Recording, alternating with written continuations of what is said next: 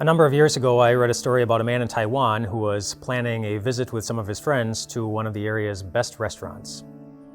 Wanting to maximize the experience and get as much out of it as he possibly could, he went most of the day without eating much because he wanted to save a lot of room for all the yumminess and get it all in and enjoy as much of it as he could. And so as they walked to the restaurant, they were very excited about what was coming, only to discover when they got to the restaurant that it probably would have been good if they had checked the hours of the restaurant, because when they got there, the restaurant was closed. And so they stood outside the restaurant, not being able to get in, not being able to get any food, and feeling really, really hungry because, of course, he hadn't eaten much that day. And so they walked across the street feeling really disappointed, feeling really hungry. There was a gas station, and they went in and they grabbed a few snacks, and in the process, he bought a lottery ticket and ended up winning $3 million.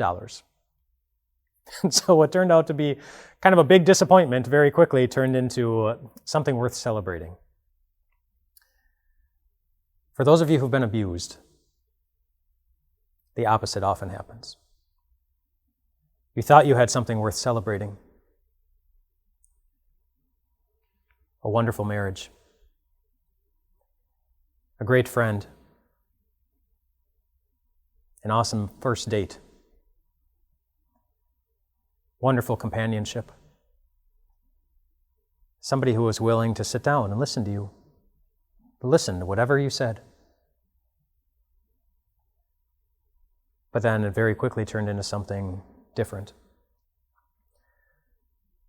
And when it does, you're often left wondering, well, how did this happen? How did this happen? The Bible gives us some very basic insight into how that happens. If you go all the way back to the beginning, back to the Garden of Eden with Adam and Eve and the serpent, and when Adam and Eve were spiritually abused by the serpent and they were suffering the consequences, and God came in and He made them a promise. And He promised them that He was going to save them from it. That what happened in that garden wasn't going to get the best of them in the end. But it's important to note that when He made the promise, Satan didn't immediately disappear. Sin didn't immediately get erased from the world. They were still there, just like they are still here. And maybe you have felt the results of that, as Satan or sin has gotten a hold of somebody else's heart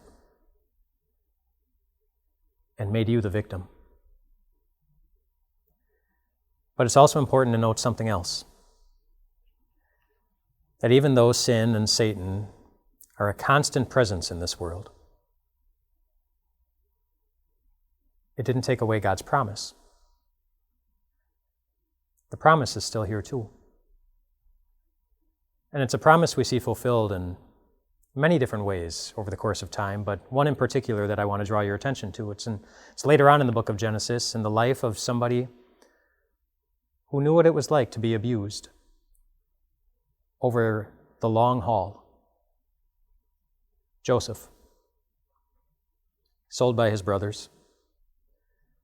It's treated as nothing more than a piece of property. He was abused for many, many years, until finally he was pulled out of prison and he was elevated to a very high and powerful position. And when he was in that powerful position and things were going much better for him than they had been almost 2 decades earlier, he had 2 children. And in Genesis chapter 41, he names his 2 children. And he tells us why he names his children what he did. In Genesis 41, it says, Joseph named his firstborn Manasseh and said, "It is because God has made me forget all my trouble." And then the second son he named Ephraim and said, "It is because God has made me fruitful in the land of my suffering." You know, and with Manasseh, it's not that the troubles he had been through had been erased from his memory. He was obviously remembering them as he was naming his son. But it was as if he had forgotten what it was like to be ruled by them. And God did that for him. And then with Ephraim, he made him fruitful in the land of his suffering. He remembered his suffering. But God did something amazing through it. He created good things that never would have happened without it. And that wouldn't be the last time God would ever do such a thing. He also did it on a day when it looked like God had completely forgotten about every good promise he had ever made.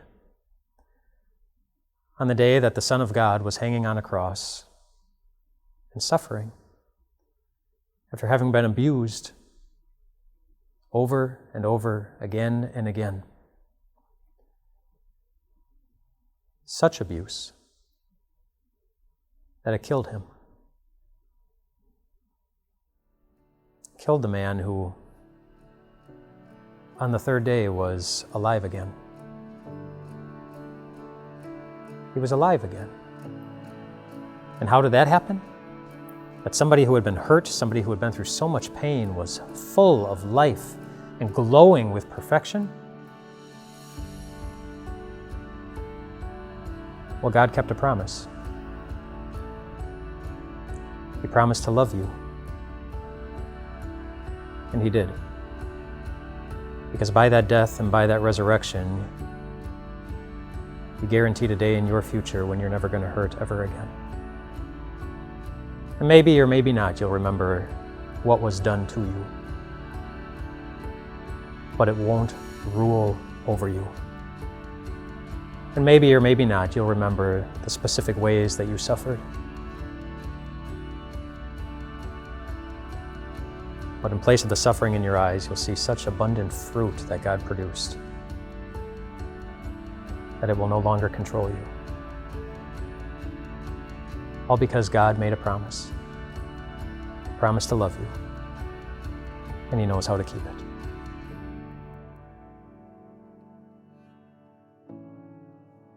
If you or someone you know is suffering from abuse, please go to timeofgrace.org/abuse to find more resources and information for getting help.